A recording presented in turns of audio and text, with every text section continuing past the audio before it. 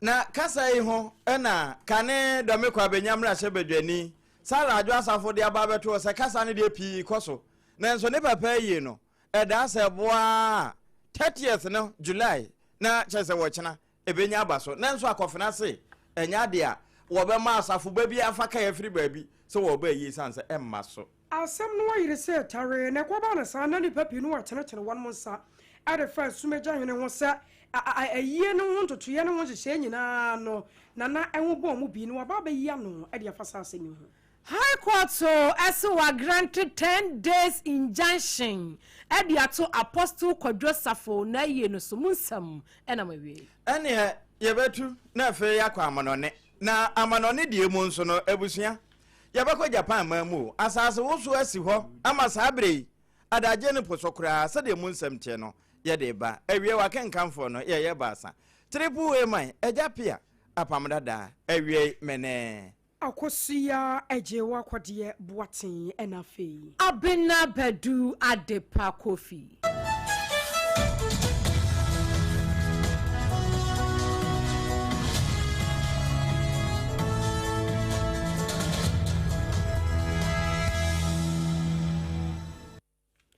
Afei yanjo brana ensam no yenchechemu. Ana umachi fili basa no miensa adeba ni yehunu se enkania no ni nyina dundum kura na enhwemu no ntete ya yensa ka eche so ma Ghana fa na babi ya na edum entinya nkran nko a GridCo ya no ya Ghana Great Company Limited womo show ma enkania ho nsensam so no ade krata apie dwa ya wobo amane na krata no munsam kakra ya won mu chemu no etrose enaiba se awumachi no miensa bopa ho minute no edu ba ko 3:11 am ena yehunu se enkania no babi ya edundum na won kokko hwemu no na se womo se womo enfidie no a connect for baby ya mo Ghana ye nyina yensa etumi kalbie no ho baby ana atachema ya anam so nti no ama enkane no atumi akwakoye sa na ene ya ye kase no womo ade apamfo awodo a womo ni mo de akwakogina so won mo hwe se ne be ya ekwan ye fa so na enkane no baby ya tumi dum ye manfidie no ho tumi che echema sa no won mo tumi yensiesie mapa ade afa ho na sa nti wom de chew pakase ema Ghana fa na baby ya womo enkane ni dundum sa no asese womo nioma womo so a enam so bi ama womo anioma ahyehye ne ade no se wo bibia dan fa nche sansa nya womo bua payoda we kura no womo hunu ho hwe de omu ya na sankane anu atum enti bra womo ko se womo kwa kohwe no na samfidie no a efa ba bia ma Ghana amansa nyina yensa ekankane no na eho atechema kakra na akanwu bi amomo kire se enei womo bo asoye ne nyimako a womo hwe ma Ghana enyina wonwode wonsam so se ne be ya womo so betumi aboa na emwa bia sonko a wono so wo se wom de beka GridCo de no ho no ene ne kira ya da betumi aye adwuma na ne krakra mu okra no wom de hwemu mapa ewu akwam na won ma hwesa satmacho no wa eba wo baabie no anyam bia ya dasani nsa no a anasa wadi yemfom so won keke na aba ye wo se won mo hwe na won musiesie Ghana Great Company Limited hwe se won musia chi obi bia da pii na won mo hye bo se ene ya won mo hyase eye so adwuma no ento ankopemu a se enumere yi ade ko na de kye so de na nsiesie no enyoma nyina ta atumi awiemudi. Food and Drugs Authority ejumekwei ade krata ba na wan musu wamo viral video bi na chese video a eno anana montentan fidie ne so a akọ anase agintre han ye pa efa fish bi a ye be frɛ no smoked fish anase esanso dried fish entin dry fish ya yasa hye ne nkyene salted ones no one must say the woman who saw video no afasa nam no hono na woman hwehwe mu no woman say sebio ensese enipa timidi ekwanimu ebe ha dwen aha nipadua no enti na ewose wonom de enyoma papa gu akwamu na wonom kwache sa fish ni nyina efiri miaya wonom hu ye ewo sa video nim kata wonom adeba ye womobo mo ma ne akire mu se ena no joda no Monday no ana wanum ehu sa video no awantintan video so a womo antena womo to so na womo ne tema Metropolitan Assembly no ana fa Ghana Police Service wanum akomu akohwehwemu ehu die etuemu pote na womo ka kire Ghana de hye nyina se bia uwo dwa so anase uwo biaye bi wo hu fish bia sa fish no said ye de nkyena fo no anase yaho na wo hye na de wase nipa di kwani mu a eye no enya sabi ena tiepe entempa wo betimi ayi wonom asotire sase yankwa eho ahia empani se de ye di akoye mu no eno ena betimi ama yankwa pa anasa ebetimi ama wayade na ne nyina mo no Ghana Food and Drugs Authority for se wamu AKOSUA se wamu babo yankwa ho ban awodi ye di efri yanumu na koye yam no entina ade hyobia enka na koma emfanto ne yam wanu de dwumadie ahyahya so a wanu mu wura babia biaye bia wanu mu nim se wamu behu sa fish ni bi no wanu be chini nyina na wamu giwie pe wanu be sei no kratai efi wanu mu akache awie ye gina so adane ahyedi asomo SOMPA 106.5 FM enkrane ebutuo enkurabata no so de ewo baabi a esem fnama sabre aga na nyina adundumi sompa bia aso ye ode kase ebo papa no somade hia wo mo manmu enti wadwenkyere wo nkanto so ya na ade aba Facebook o ye bekenkan ade ama bresemu na abusua ye wura mu a ye wasantema mu no we de ye wura pomuden hwe mu wo maboboa no sade abena de pa bobo so kire se fish bi ya so da hye ne nkyene no mo ne ade kura FDA fo ahunu a wo mo akọ ewo bia wo mu hu se efiri bai se ohunu bibia entama na nso watie mpanimfo na so mentena atoso ansa na asantema mu de esiye na efa pomuden enhwe mu ho asokwa akoto na kwa asetena bra na heona vaida cha yebo a wote agwamu meka se nipa mienu Evelyn atamankwa ana afi Collins AGYEIWAA badu wo mu na wo ho abomu na wontiri na ye senka ye no na PMPani na bufo na kofa abronsamu mfikyire nka na ewuntumi de akuresa na wo mutire ye ne se ntansa ye de bobo wo mu nyina no hwemu ekoye no na nya de awudie enya akoso na se na awudie akoso de ankasa abre wo mu ne amwachekora betimi acha ya mama na ye Evelyn atamankwa di mfinhye aduasa miensa na Collins AGYEIWAA badu di mfinhye adunu ennum na wono mo kire se bra na wo mo keka wo mo pli no ya na ye bo ho kwadu a de wo gina animu wo boko adu no Stephen wo kire mu a ASP Stephen e kire mu no che se enche bia na Collins wone ata wo mo ko baby a won mo ya printing press esa da kan kire de owo ye adwuma ne se wonya ID card ma won na wonya ne te se de wo mo ya no kotafo ne anesefo enti wono nso nya da gi hwa ne kama na wo twa ne te se konfa no cha ya asabia adokotafo ne bi na ba ko ye ne disease control officer na cha se Collins AGYEIWAA badu na ba ko nso wo ye no se wono no wo ye enrollness ya obese wo mo afa bag se nye simonten so na wo mo ka de wo mo ko mu no wo mo nenam wo mo edidi digwa wo mo nhyɛ da nya da agen tankwa ya asabia no na ye kyekyerekere wo mo nsa na ya kyerɛ na wadidi awudidie na we se nim na ye ho ade ase ya hyɛda atagati bi mo na wo mo twa saafo no soso na we na wo mo nenamu na no nyame anadom dɔso wo mo kokohia konfa no chimfo na bia ono nso ye adwuma ho na wo hwe wo mo nkasa ne wani nkrenchi ne sɛ de wano keka boso na wo nza bi adwuma no kora wo mo nsua wo mo ne hu ne mudie enti toto na agya wo mo pa bibia die na wo mo anya adagye asan aso anuro ede nam a edu babia no wo ma prescription so de aka ho enti ntamo na wo bo abambofo a wo mo akwanfa no kya ya asabia na mane sɛ de ekoso ni ɛna ne wo mo di wo mo nsuan so nkakra akra na onkonya wo mpa chi so ya woda no wo mo ma posifo sɛ posifo nso nye emu hwehwemu eba na sa na ntena ho ɛna asokwa koto wo mo de wo mo kokoduru ho na yɛde ntansa no bɔ wo mo no ampa wo mo gitum sɛ wo mo difo esan sɛ de wo mo aye ni nyina no komani bre ɛna wo mo wo mo na ayo na yesa na wo mo kokenkan emra no Criminal Offence Act de afi apema hankuna dusia wo mo tintimye no kratafa to so do no nkno etie no afi wo mo san hwɛ section 23 clause 1 ye no eye 158 criminal offenses wo mo tintim na afi apema hankuno adusia no a eno nso ekasa afi wo mo san kofa krata foforo ba ya eno nso kura na kratafa to so do no nkno eno nso sɛ wonya nkɔgye ntete no wa hyɛda sɛ wagye ntete na wo ye ho adwuma no emra ni tie no nso etia wɔn ɛna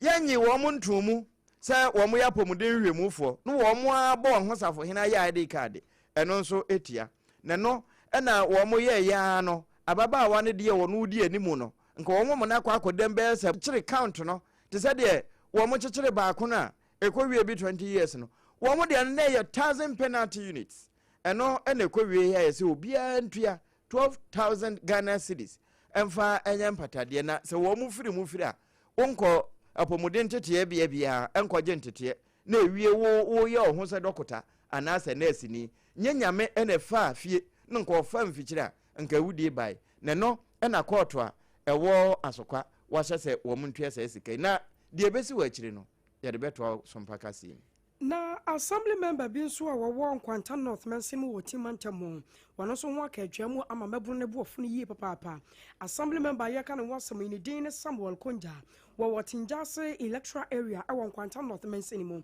na wo mafo no kire mu na sana center mu na assembly member wo bi ntumi hunu de ye kan wo midwife bi a wo Tinjase health center won bo boa ama apemfo won mo tumi ya wo fa wo mo ba yaso won nko na midwife wo wakọ bro ne brotoro ana ma me no kura de abufu agya adwuma no se won na kura anya adwuma ne biem aka mu bintie ne wo ko health center won mo a apemfo wo mo gu won mo je na awo yenye obi ya na waje won mo mpo awo ama enei akwakọ how kase pa ade abre wonom anam so ama ohene ya wotin jase ane yamane boni na nakene adi nkoma wo cho se assembly kura ba ye no woton sare for assembly member ye sanka assembly member be pa chew na asam no etu akwakotwa na etu akwakotwere de twere na so wa hwa ni mu a wonjumi hunu de assembly member pe so wo kyere ne san nti ana makromafo no so bu ofu a ama won mo ekasa yi na ebro na ekasa no ne nsem a wode tu dwa eye owura ubo mamu wakasa ye echwechwe ensem mu ede twere sei oba no atena ne nkyɛn akyɛ duduro nti na akɔbasa ba enye enu nti na wɔn wakɔ doctor mo hɔ oba bi ɛna ɔno oba betwom ɛna oba no wɔ doctor mo hɔ ye health center hɔ no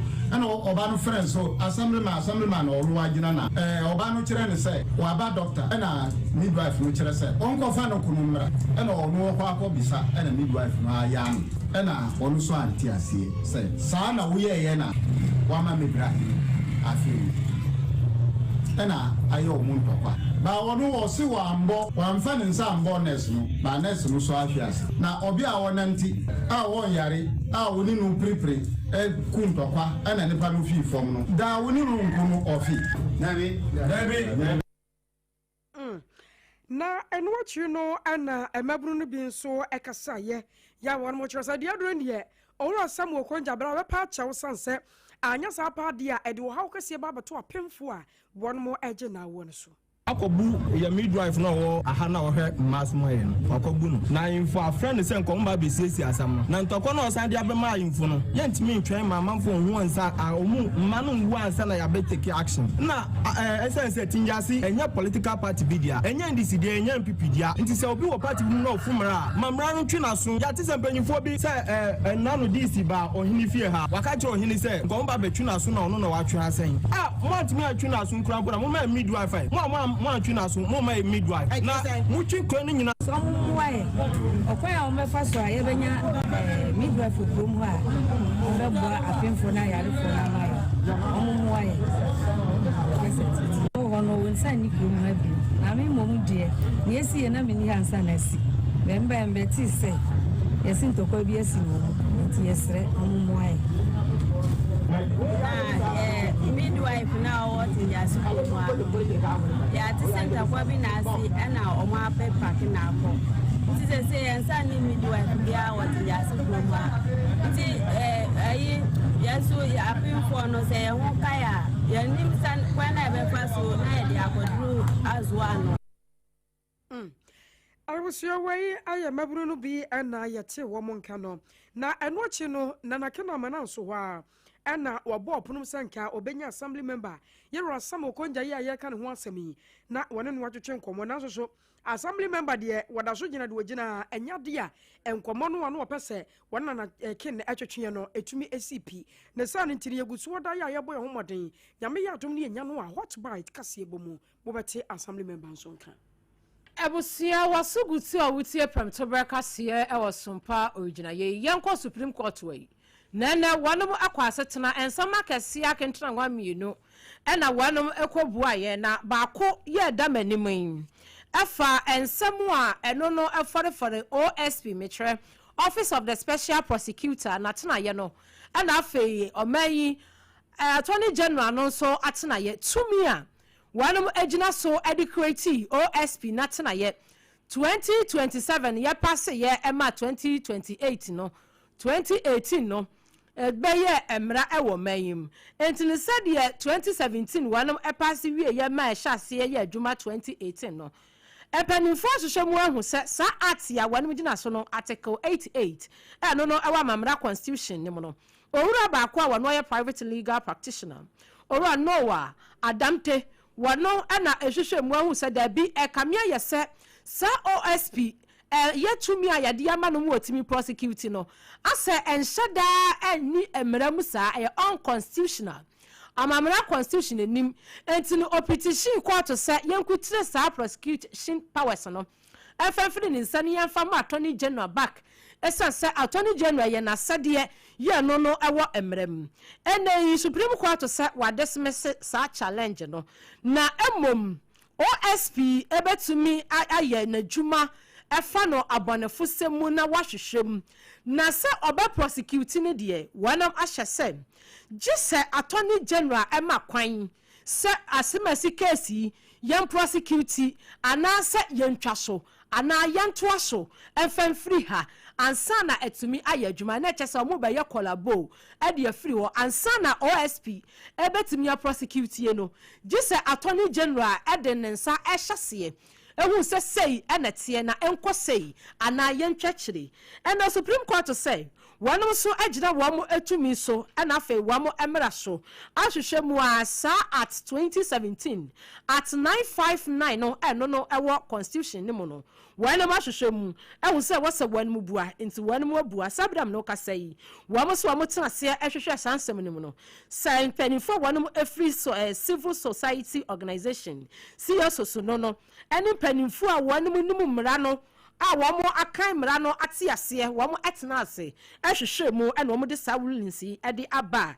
enai attorney general our powers ya no so womo gina article 88 no so our mamra constitution ni mo se wano na wo final say eba no se ya prosecute obi a na OSP nso ewo ho akwanya na mom di se attorney general no ema no eye go ahead ana se wono ede ne powers no eka ne de ho ansa no atumi ayadwuma no ede afi ho ensebia Supreme Court sanso etena se ebo ho a ena wamo sanso really ye efa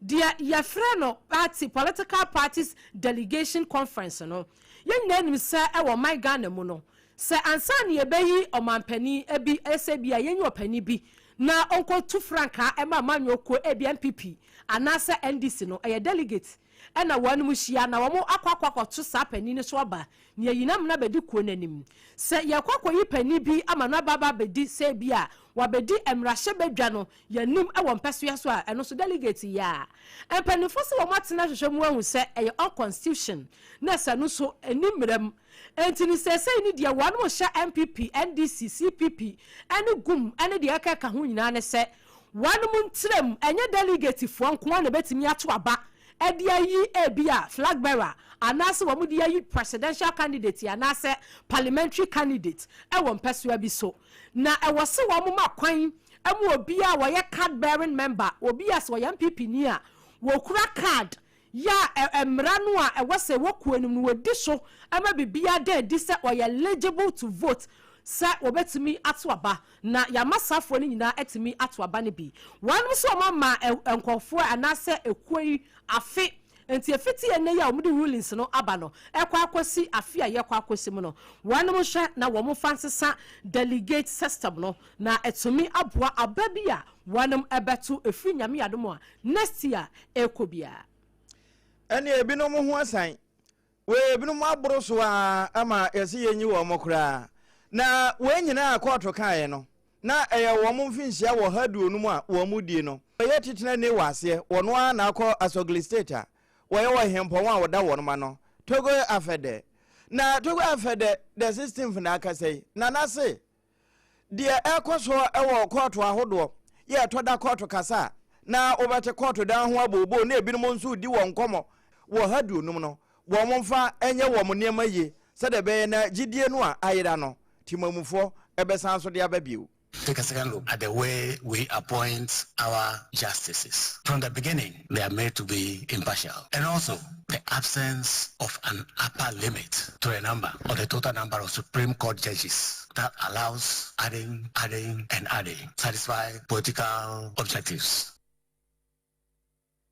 Aye, way, to go after Wano ene as ugly state wa hinmpon otua wo ma no na futu no na wie na Ghana man pani abedi akire wo benfo na na opoko agiman se na no kra constitutional regional committee wonu mu wie ye wo review no aka white paper encha kra wo mo de sa akra tafita no beto so ama Ghana fo nyina wo mo chefa ewom wo so wo mo hunu wo mrane nchaman no wo manya. Government is carefully considering the committee's recommendations and in keeping with our commitment to openness and constitutional governance, will issue a position paper setting out government's considered position. We ya Ghana man penny abedi achire. Her Excellency Wabenfo Nana Opoko Ajiman. Ewo Supreme Court wo mo mfinhia wo hadu no mnase ne nkomo ene no. Na wukọ mrashebedwafia dom kuma ya wo ma Ghana mrashebedwafia so ahase etenetene wan mo sade kire wo mai photo sanfo Dr. Kasela to ba for san se opanyipa yi watenase ya nhwehan ama wadi animu ya aban nyuma besa miense bu won ma ton ade ama ankrankra ya amfane kwaso na ebra won mo ekasa mrashebedwafia na won mo bobo 2026 media budget review no wono ena mrashebedwane ya wogire modi mo kai central bato ampeso ano won mo nya for Patrick buama adebatu dwa atrose wo hwemu asa project no 250 million road construction project bi ka ho eno wo mo de ama ankrankra bi ena 200 million Ghana cedis military barracks bi a eno so adwuma ko eno ka ho bi ena 850 million Ghana cedis eno ya specialist hospital bi a yesie wo adwuma ko ne nyina ena won matabiri di ama ba akofo ya amfamra kwa so kwan ye mo fa so a wo ton de ma nipa no amfamra kwa so na eno ka ho bi amadom kuma no de abase sa project miensa no wa ya aban dia Dr. Kasela to ba force ne ho bom wo no ena ne kire ya da won fa kire mu mrade enti aban agapade wo mo maso e de man krankra bi. Go to the finance minister's constituency. I'm going to demonstrate to this house 3 very key projects that he's gone against what he's reporting to this house. 1, the Mankasim AKOSUA road is 111 kilometers. It's going to cost this country about $250 million. Single source procurement. Secondly, he's going to build a military barracks in Ejumako at 200 million Ghana cedis. Number 3, he's going to build a specialist hospital. The Ejumako military barracks is also a single source procurement procedure that was used. The specialist hospital, instead of siting it in Cape Coast, bringing it to Ejumako at 850 million Ghana cedis, almost $80 million on a restricted tender basis, Mr. Speaker. So if the minister comes to tell us that he's tightening procurement rules and regime, then I don't believe in what he's talking about. I was only a telling Kay, I am Rossabajania, which General de Mardashia. I walk out central about 1 person, so one for Patrick, Yawama. Media budget no mu ansamwa ya mpanimfo adaso wo mrahye a wanum ebobo hu na kyese ye tusun tonto ni ahwese aban nya dada kra bi ena obedada yen de omo ekan aso wo mo mekan da ya wanum anye ena wanum asanso aye batan ena omo akofa ebe sanso abeka kire yana ensemu a enu a edom kuma no afran sam trofo a wanum edu ontuma e wo mrahye badwafi ho wamodi tu wamanim enam pani a wono kane no na oyo meya na hene Dr. Mohammed Amin Adams edi wamanim emu akasa ye NSM e kamye ye se NDC amanyo koyi wanum aye tokumo do little government na tese tokumo do little government wanum kasa bebre no omaye bibi kuma bi ya Ghana yebre enti wanum hu ana e kamye se enano ensemu a omeyesa na hene Dr. Kasela to ba forcing ebe gina musimpie ni apaso wo mrahye badwamu a wo ba edesi ye ni nyina no eyade bi a wo mo ate abre eyade bi a NDC amanyokuo no wo mo aka ne mra bi atwam wo mo anye ene wo masanso akọ kakra wo mo achi asa de ka akọ reverse ene akọ tase bi ene wo mo de aba entini we no eyade bi a wamo enshada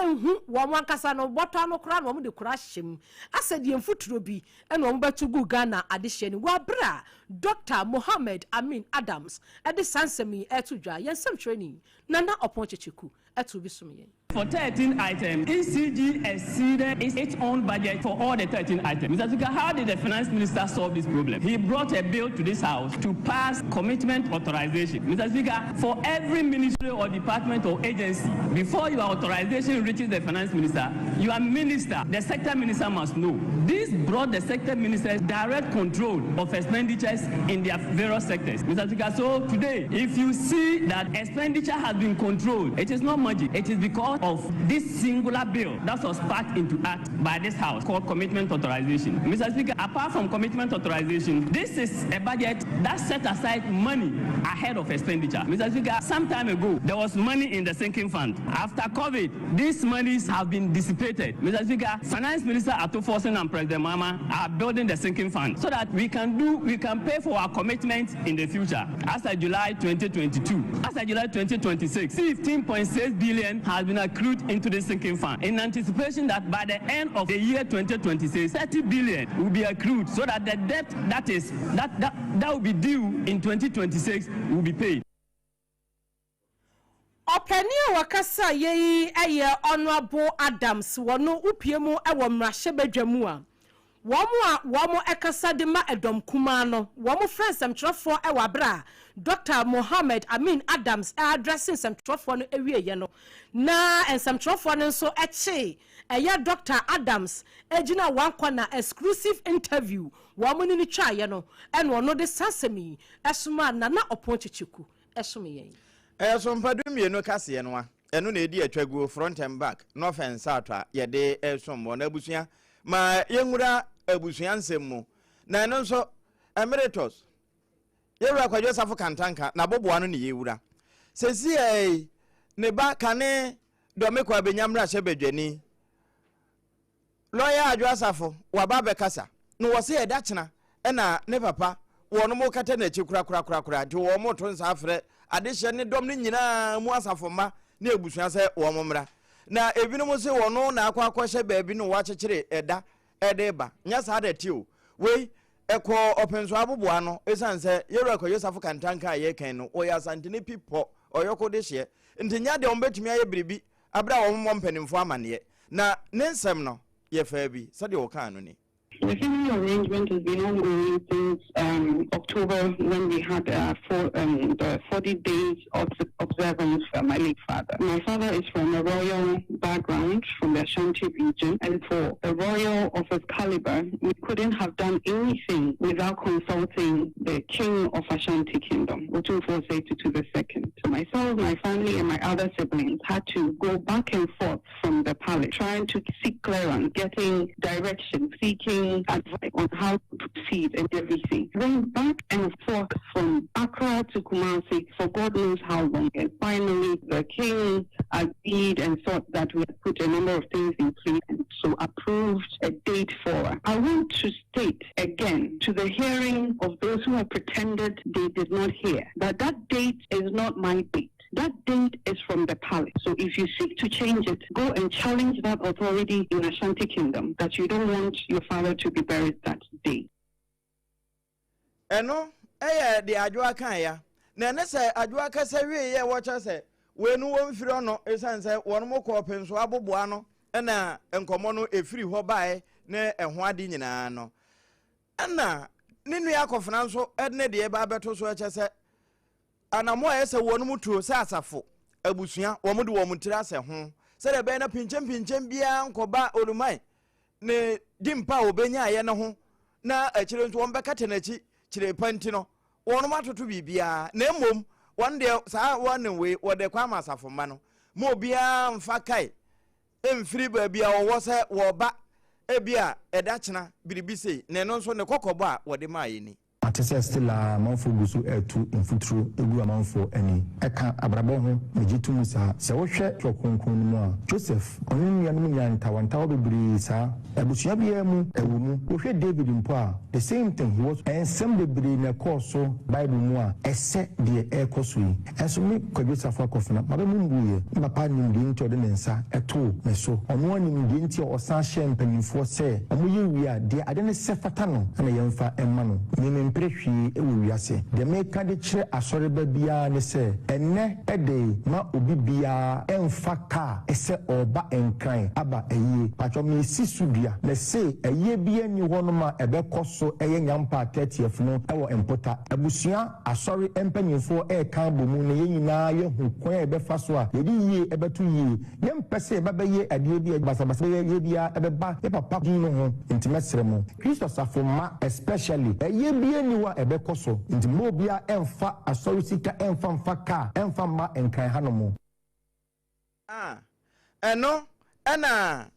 kwayo safo akofina wono nso akasa ede kira safo ma se e bia na mo ayemutirimo kesene eda chana mo ayesa mo ba mo bia mfa kai enyi sika mfira safo ho se wo ba oluma yeye na enye nuru so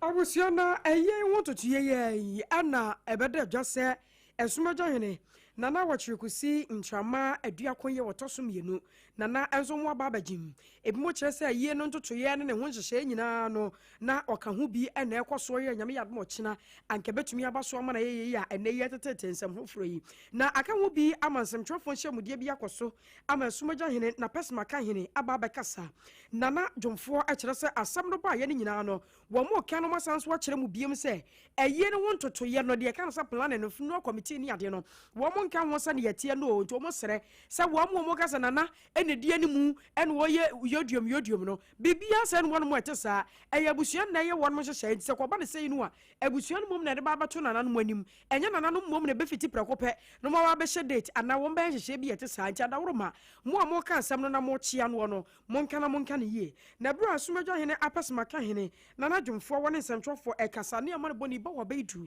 ɛwo hɔ no bia wo twe bi edebro yinse Pai freno apostle Kodjusafo a wanya ne baby sebi ne yie enhyehye no ebi dia beto abonten se eye 30 fu yi ne yi na sebio enya na sunya hene na behye date a ode be ne yi acho oseme mu obi anti se eye no ne nsa enhyase ana onso obi aso onkoye press conference enti se muti bibi sa mamo enti na supem na ono aman hene no sebi amambre ne amane na chiame mu a ko de betudwa enti obi fa akire ekoye bibi sa menye no kakra meka they say no kakra meka ne se wo so onye ne dehie na sabio wakoji eye no esine na so aye papa no na bushia ewo na dehie ewo omo ana ebedi mutentima no ndi onim ho na enwatri no ana aduana adehie busua no womo abusua panyi esumaja ya wo esumaja pastor akosi buaten wono so erikakra etwo so sei de yete ya wo afidie so kasafofo ayi aba ahoma so se kakali gina ho wo mo press conference eye no schedule no o makohu asunya hene o se onu wo mo ebedwene ho na mo de date na ba na ono ne dehie na waye de wawu no emra asunya hene na me hobi na o mbe kan se o mbe se yi na se enye bu kwa so se de yesi yi ewo o man hene ni ento mo nko ni mo wanka se ne dehie ebi na awu na apostle ebi a ofi asumnya da bi wanka bibi sa onka bibi sa on kasa so da because any penisem say apostle if yesumya ofrinka sere a oye asonani na opapa eye agonani ewo enton clan ye asantefo ye enton no bi no any mandate say obeku obi fie mu na ode ne pe akɔhye eye date enye ne dehie enye ne busuani enye ne hwe entino ekale pe baabi akɔde ne ho akotiti mɔwre bi wɔ no ho dia mfa asumya hene so enyampa asumya mpa nimfo so motita akyire so enye very careful ye ma asumya ni bia nkase wɔ oko eyina na ye individual na ode wo pay dey abusia wai aye abusia panyina wo aduana adehye busia ewo someja mu pastor kosi buaten na sane nyina no fa enai ensansam akoso fa apostle Kodjosafo a wanya ne ba bi ko na yi a nyame yadma wakina eba so no eho nsam bi ani akotie obofo de ne nam eho apaso enti enai emeritus apostle doctor Kodjosafo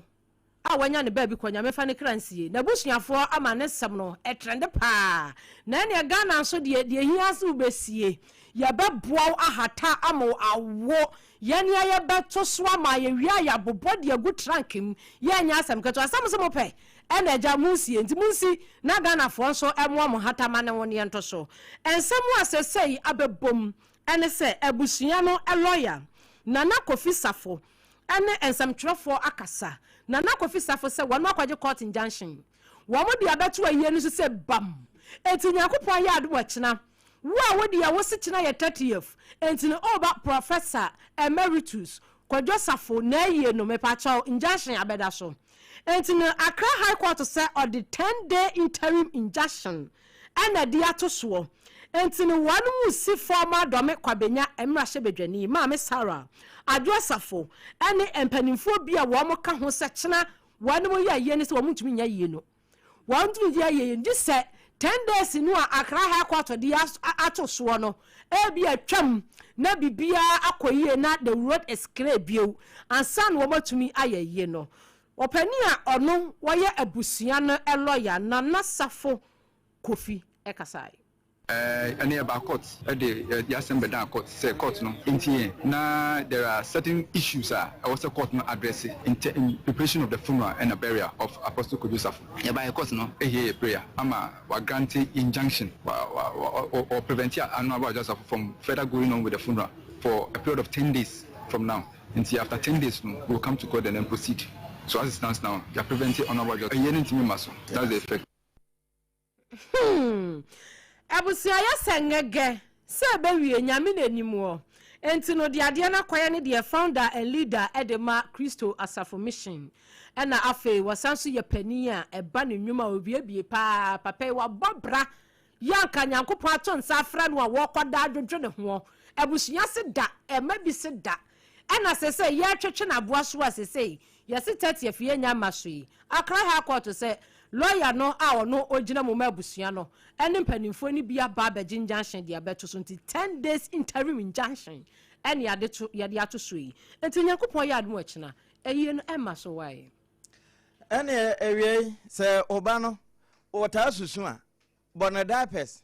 perfect baby diapers no ene bebo pa na enema nyina akoyie abusua we nyina ye bo ho nkomoyi se ode chance agege akoda na ema neto no enya adaji enyini ye na ye fe ya akono nso na ye hweso nso na ye tua kese e de amaw ya no wa hye nso se wo ba bi eton ade bi awie okan ho na nsem no eduru wa kwamu afi yenwura pomudin mu sabronum abaya asabia no wadi afi na wo hyeda hye ho fa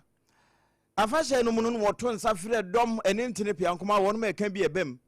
ana nam so ma aban krache pani a wo mpotem ho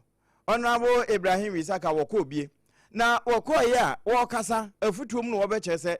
awie ye miremu nne ana asifo bi a yenya no wonkonkoduru wa wo se wotinani na your health are concerned na chese wo wapomden ene wo modadwene no na afi no obemiamia ne phone so na ebi nso kure chendi channel wo hwe TV no mo ne ho ade a na nafutu a wode maya sabre no na adwabo no koso wo sabro no ma na ebenezo usu ansa ejina ho no wo fa bi sei Mr. Nipan Kwahuya, and Tianuntina, piece of Wadofia, what are the Roboto said, your health are concerned. I got a for what to I think so. When you get your water, that's all I said. I do want to tell Majid Pumps for about we now with a mom. Now, visit who had a car, so you have a tremana, come on in the big down in the beginning. We marry a coffin. At the same time, so I extra also we have a test, so if you see a hospital, so you see, we say, also we depart saying, almost so what you want to push on. So every time, so say, Casai, necessary doctors, almost staff on it. You think that in trade, and you see, you would say, but this is for the master of say, I had a follow bar, you know, with a mom, no we walk, said a bear, or maybe better with your Hana, let's talk about our back. But I said, we are not traffic, I'm a customer, I require self medication. Until you know, that's why I have also a patience, let's say, bar, as a day, they now would say, we say, a more home by near normal, and you're very good relationship. Eni a woti eye aban krachi pani a wo ahafa no south east ho dia henkuro no yadu jama no wo mo bodwa e wo sabronum bra na ayasabia e wo sabronum wo mo edi wo mo fidida ne mu na Eura Emmanuel Omare one medical superintendent e wo mpotem ho wono nso ne dia what the tools ni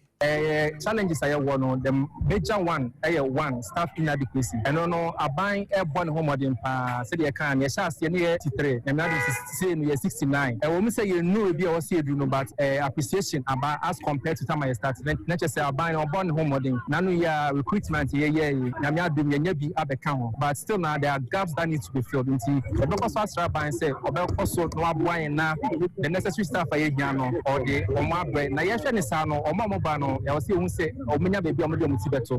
say na me no ka no your challenge when it comes to accommodation na me adom old health center infrastructure no yeah try ways and means I did to convert be aye no accommodation until we need a lot of support, we need a lot of help from corporate bodies, from institutions, from sponsors normal so you na yetimi ISR project said the be obi ba because then chrome has no sometimes you the sika class of person high than a problem we a medical superintendent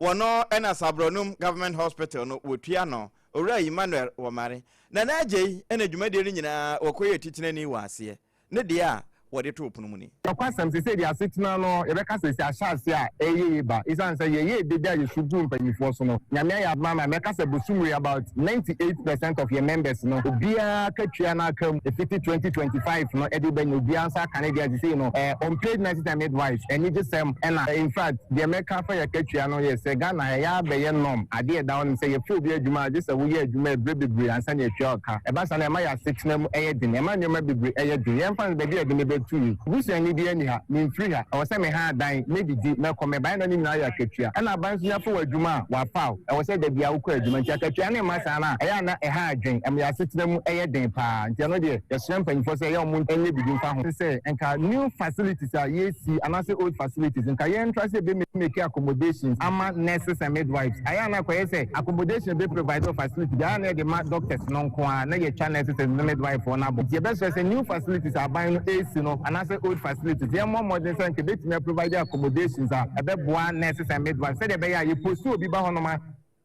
One nana near bringing no, Jumadi no, one no muni city training. Na no jesem, ye Benez also answer, or so Adema Yembino. Afei yako NPP amanyokoni na acting national chairman de ma NPP amanyokoni yora chairman buti wapanyepai ati abasa one mapawo national elections committee ya wo mudwumadie ne botan ne nyina no ayesa one ma betena se ayantotoye ade afa aya party no one ma ba hodo ya wo mo ba beto ho na one ma bo dom wano ahwe se abato no ahyese kopem na wiye no enioma ne nyina da bekojojo na committee no onimonyamfo Frederick Opariansa wono ene die ne musa tetena ni ena fei churchofo panyi ye maame abena wosai asare wono ene be hwa toto nioma ya yewura Frank Davis esquire wono so aka ho bie ene mpanyifo kuku dambia wono aka ho na womo de aba a kyerɛ sɛ ene yi no womo ma safo nyina no tiri nkwa ema wono sɛ womo nkonkwa wono anim pa na wono hwɛ nioma eda wono anim sansa party ne hiam konimdie nyame ya adoma 2028 na ne nyina betumi abamu a na say abejoko sonko ye won ma pawo no wo mudi dwumadi a esefata na abeboa ma abato no a won beto de yi constituency executives and national no safo no nyina no betumi asipi na asita ne santin asodie da won so ye pa sana ne kire ya da won ba ya won so hye ye na atumi aboa ma NPP amanyoko no party no enhye no enioma atumi awie mu die we so ne ye gina na yete asie na yemfa seda emanyumaku a edidi suyi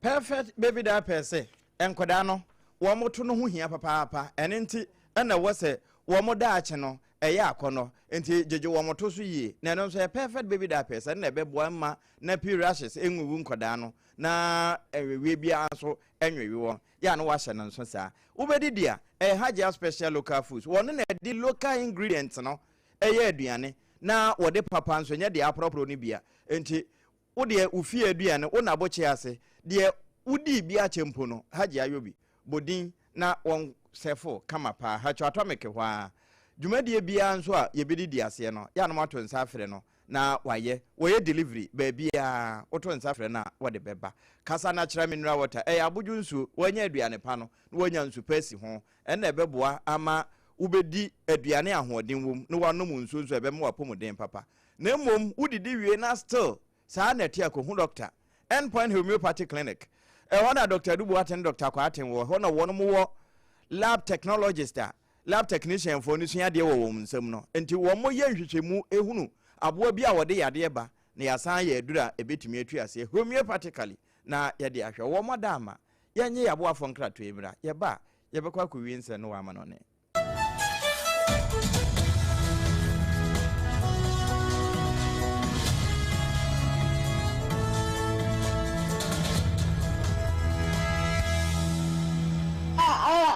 kwa Jesu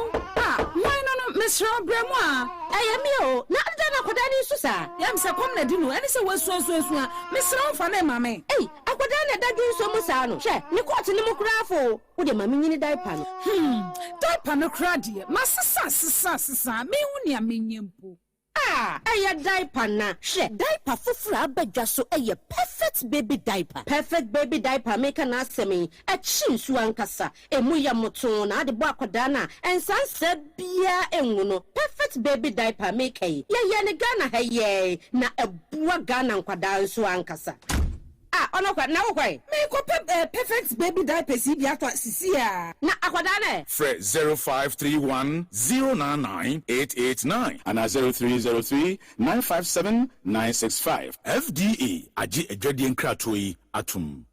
In the stillness of the morning, before the noise of the day begins, there is a sound rising, a sound of prayer, a sound of power, and a sound of victory. Yamawakwaba was SOMPA First Service. I was SOMPA TV, SOMPA Radio. Your early morning altar of encounter. Join Bishop Albesaki Kwambo. Onyakupondi for Wastrano Eweye Brim, and I'm Nensaso Ama Onyakupo Yahon what yepi. Through this prophetic platform, destinies are aligned, burdens are lifted, and lives are transformed. We need to teach us SOMPA First Service. Oh, Homaye, a new TV program keke. A bra or so near Sasisia. Set your alarm, tell a friend, gather your family, and let the Spirit of God reposition your life. And SOMPA First Service in Chawo Home Hoda, a Yajuada Kusi if Yadanopa, Anopano Nunkusi Anopanunsia. Fawudani na Sheradens, na Erade Beye.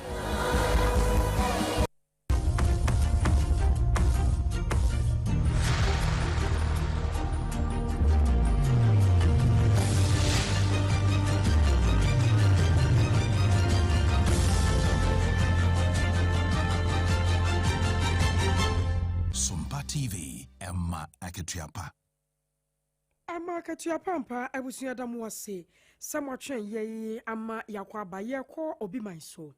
awagosam bia si ewo Japan mani mu ama asase awoso yakasa nipa makoma kodum yensa na wormoti na no awonse aduo na sadum yensa no wo mofiri mu no emum yensa eye adwumafo a na wonom wo yemmo honom a wonom ye adwuma na wonom kiremu ana asase woso no eka wonom atoye atifito fam honom na asase woso no esi yemmo obi e friend se iron more eno ewo Japan mani mu na ekoba na sa no emamo no nyina dwiriye ama nipa dodo no akoka dan no wase a na akwakoye asefem sam enti adwumafo miensa na wonom ka won sa abre no na omo ho no wo mu nyina etina nanom ewo ansiedo na enam asase woso na ne din na ayenti no aka wo bi amane japade dodo no asai ama nipa pi no anso akwakoye ka asase no wase a afei na wo mo bom pempe ahwe se wo betumi ayiyi safo no ade afiri ho anam so ama Japan Prime Minister Sanai Takaichi Adiaba etrose enai wo mo de nkrama nyina atoagum ya won mu ehwiehwia miaye awodo a ewo se won mu tumi hunu se ha nipa hye ho aha nipa no wo hye won wo nkwa ana bibi ete sase ne be ya nipa dodo no ankonko firim sansasase wo so wi a esie no wo so ma hunu bi pen de na so we no ya de a ese ne kase so pa ya ma Japan man no wo mo ni ahenhan ede egu won mo nsam wei so na ye gina na wi kase bo a asomfo basa ye de bramo no ye de nyina ta esie ye ne ye betena se ekenkan de mammo no na ensamu a edi emu akotene no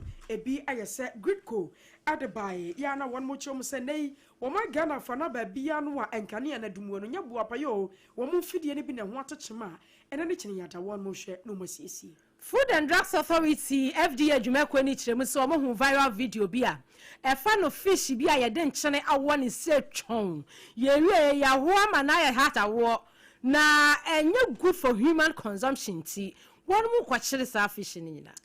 ene anesefo a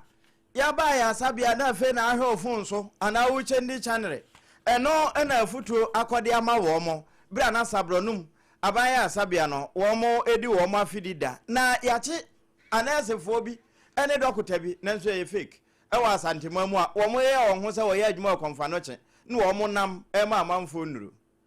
na assembly member bi a wono so akwakwa bro midwife awo Tinjase electoral area eno won kwanta north mensin wo timantemu na nanma yemfo de abase wa ma mepa chewo ade ebesi wachiri no enye papa. Supreme Court to say petition ebeda o mutebru so efa OSP and afei Omeya Attorney General hono say prosecution powers ya OSP kura no yankutire efa ma Attorney General no wadom awie bibia na mom obetumi aye na dwuma sede OSP na sede awoye na gise Attorney General F1 so ansa no watimi a prosecute eno achi no wonu mu kire mu say bakwa womo ebua afa se MPP NDC yekoyi flag bearer ana yekoyi presidential candidate just delegate enetime to aba no eno so ye momo afe walum enfantrem na obia wo yekuoba ekuta member card no amrama no ho kwan no wotime to sa aba no ebia Supreme Court ede sa rulings mienu ebai gidie ni mu a obi ntime nso ani womo ka na twironum na pie wa ha tegwa afede na e ka kire Supreme Court fo se gidi atimamufo wo mu no eso etwa enenti wo mo nhye mu kena sanso ane yakọ Japan man ni mu ma asaso so a asie amani padum yensa wo mo firi mu no yakọ fam wasam adebesom ye ne a yalo mo de ahia na wiabreye ayeme AKOSUA AGYEIWAA KODIE boaten mene ABENA BADU ADEPA kofi ewie ye ne ofa triple A man ejapia APAM DADAA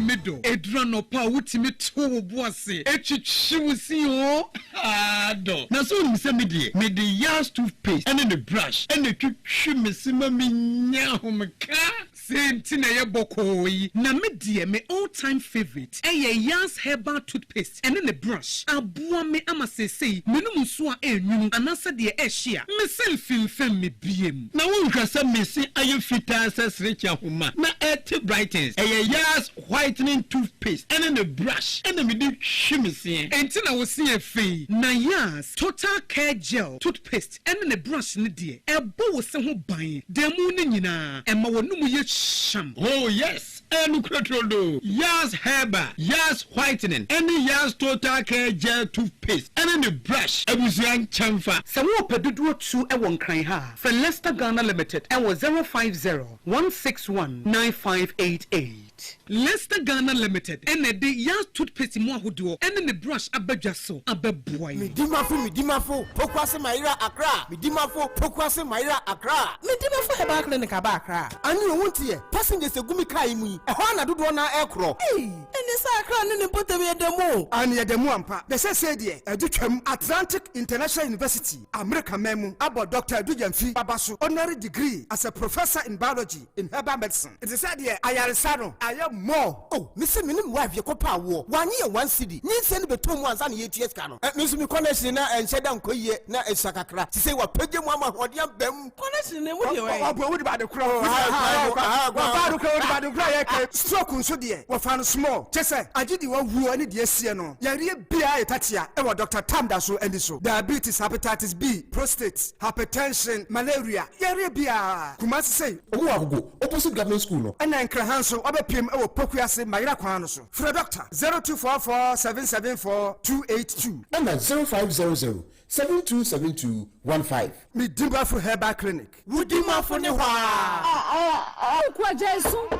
why no Mr. Bremwa ayemi o na ada na koda ni susa yam se kom na dinu eni se wasu Mr. Mfa na mame akoda na da dun so musa no hwe ni court ni mu krafo wo de mame nyini diaper no diaper no kra de masisa me hu ne amenyempo aya diaper na hwe diaper fufura abadwa so perfect baby diaper make na asemi chinsu ankasa emu ya moto na ade bo akoda na ensansa bia enwu no perfect baby diaper make ye ne Ghana haye na ebua Ghana nkwada nso ankasa ono kwa na kwai me ko perfect baby diaper si bi ato sisia na akwada ne Fred 0531 099 889 and 0303 957 965. FDA Aji Ejwadi Nkratoi Atum.